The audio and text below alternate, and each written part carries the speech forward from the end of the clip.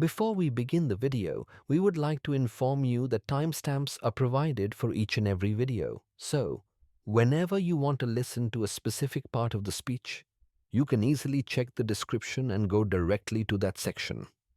My dear brothers and sisters, Assalamu alaikum wa rahmatullahi wa barakatuh. Pause for a moment and ask yourself this question. Honestly, if this is my last Ramadan, what would I do differently? Would I still delay repentance, rush my prayers, scroll more than I remember Allah, argue, gossip, and hold grudges? Every year we say, next Ramadan, I will do better. But my beloved brothers and sisters who promised us next Ramadan, I'm not saying this to scare you.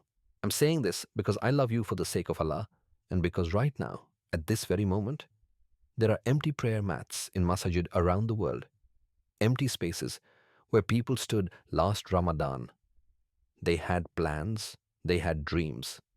They said next year, but Allah called them to Him. So today, I want to talk to you heart to heart, not as someone who has it all figured out. Wallahi, I don't.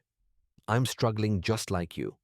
But as your brother, as someone who wants the absolute best for you, I want to ask, if this was truly your last Ramadan, what would you do differently? A Qur'anic reality we forget. You know what Allah subhanahu wa ta'ala says in Surah Al-Munafiqun? He tells us, and spend from what we have provided you before death comes to one of you, and he says, my Lord, if only you would delay me for a brief term, so I would give charity and be among the righteous. But never will Allah delay a soul when its time has come. Let me repeat it again. If only you would delay me for a brief term, not years, not decades, just a little more time to get it right. Subhanallah, do you know what this tells us? It tells us that the regret of wasted time is real. The pain of looking back and thinking, I could have done better, is something so profound that Allah mentioned it in His eternal book. But here's what moves me to tears. Brothers and sisters, Allah didn't reveal this ayah to destroy us. He revealed it to wake us up while we still have time. Allah says in Surah Al-Imran ayat 185, every soul shall taste death. Not some souls, not old souls, every soul. And Allah also says in Surah Luqman ayat 34, you do not know what will happen tomorrow, and you do not know in which land you will die. Ramadan is not promised. Tomorrow is not promised. Another chance is not promised. A hadith that should make us fear.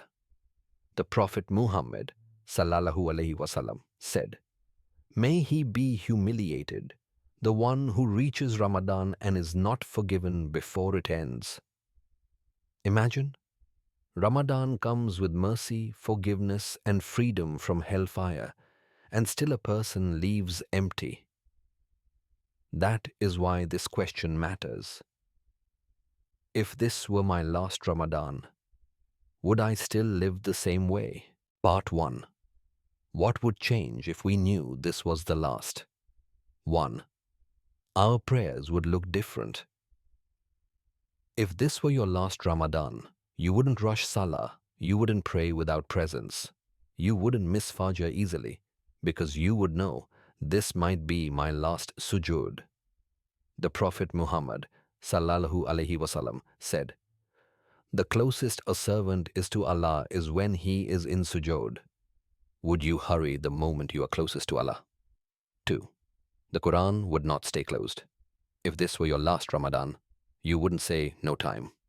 You wouldn't postpone Quran, because this Quran may either intercede for you or complain against you.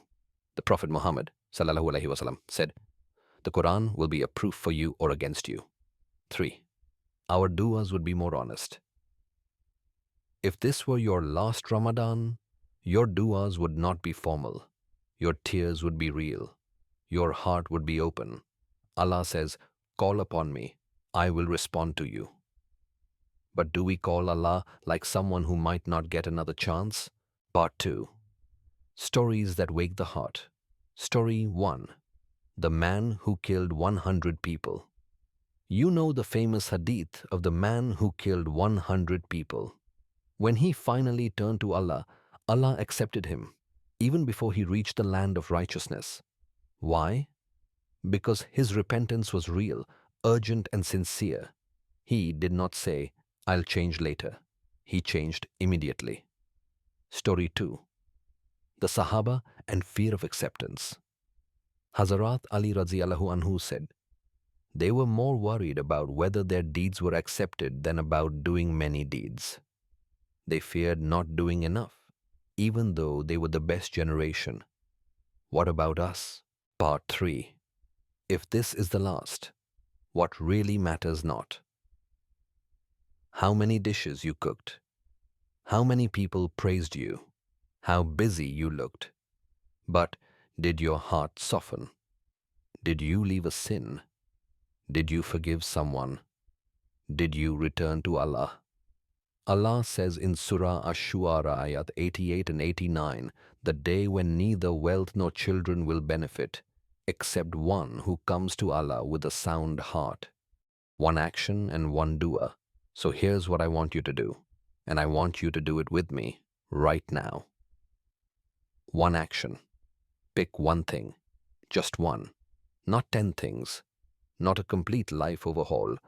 One single thing you will do differently if this is your last Ramadan. Maybe it's praying Fajr on time. Just Fajr. Start there. Maybe it's reading one page of Qur'an a day. Just one page, with meaning, with reflection. Maybe it's calling your mother and asking for forgiveness. Healing that broken relationship. Maybe it's giving up that one sin that's been weighing on your heart. You know the one. Maybe it's simply making dua after every salah, 30 seconds.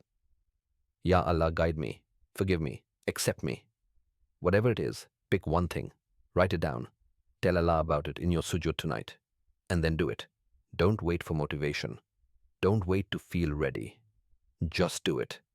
Because action creates motivation, not the other way around.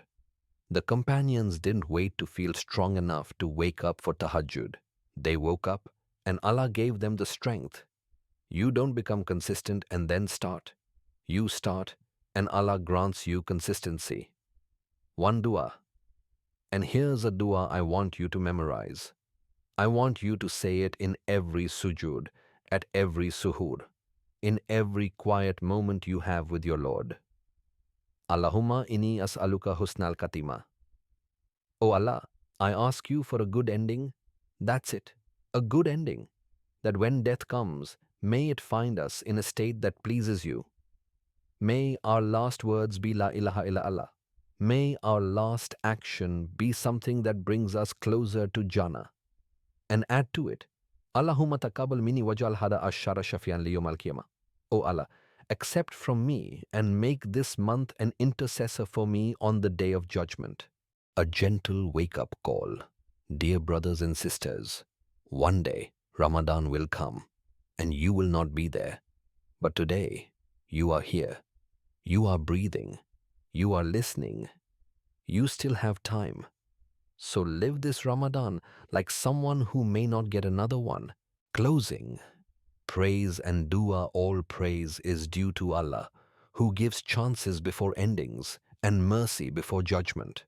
O Allah, if this is our last Ramadan, forgive us completely. O Allah, do not let us leave this month unchanged. Do not let us be among the losers. Write us among those freed from the fire. O Allah, accept our fasting, our prayers, our tears, and our return to you. And send peace and blessings upon our beloved Prophet Muhammad, sallallahu alaihi wasallam, his family and his companions. Ameen.